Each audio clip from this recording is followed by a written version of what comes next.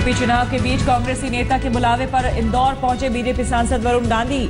अपनी ही सरकार की उधेड़ी बखिया, रोहित वेमुला की आई याद, दलित बताते हुए मौत पर उठाए सवाल। और जब मैंने उनकी चिट्ठी पढ़ी, मेरे को बिल्कुल रोना आ गया।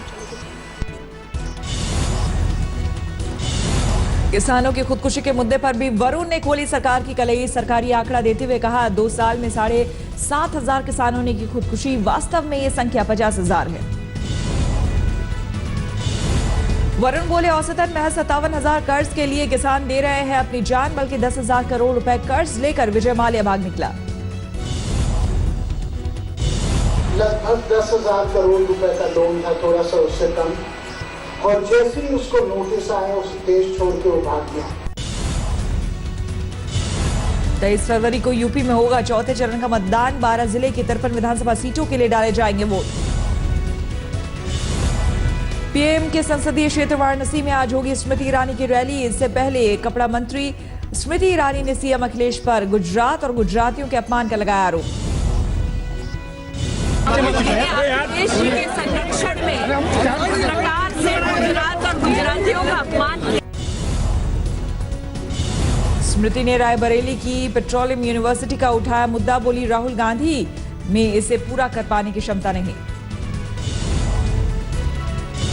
फतेहपुर में केंद्रीय मंत्री उमा भारती ने गांधी और मुलायम परिवार पर बोला हमला। कहा, चुनाव आते ही बरसाती मेढक की तरह बाहर आ जाते हैं इन परिवारों के लोग।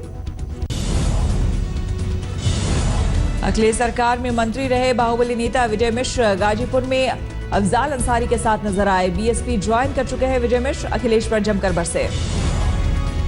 तो सबसे नालायक मुख्यमंत्री और सबसे नालायक बेटा का नाम अगर इतिहास में दर्ज होगा तो अखिलेश यादव का दर्ज होगा। विजय मिश्र ने सीएम अखिलेश और शिवपाल के बीच तल्खी पर दिया बयान। इटावा में चुनाव के दौरान पत्थरबाजी कराने का लगाया आरोप। विजय मिश्र ने बीजेपी राष्ट्र विरोधी और समाजवादी पार्टी को समाज विरोधी शक्ति करार दिया। अखिलेश पर डिंपल के मुताबिक सरकार चलाने का लगाया आरोप। राहुल पर भी कसा तंज। समाज विरोधी शक्ति जिनको अभी अफजाल भाई ने कहा, एक लल्लू और एक राजौरी के कैरी सेक्टर में बीएसएफ जवानों को मिली बड़ी कामयाबी। घुसपैठ की कोशिश कर रहे एक आतंकी को मुठभेड़ में किया ढेर, 3 हुए फरार।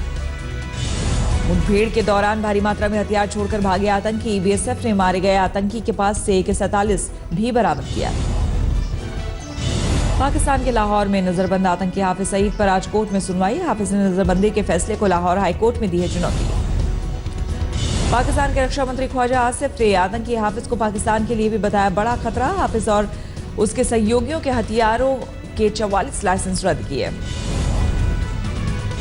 पाकिस्तानी रक्षा मंत्री ख्वाजा आसिफ के खिलाफ आतंकी हाफिज के साले ने संभाली कमान। लाहौर में विरोध प्रदर्शन की अगुवाई किए।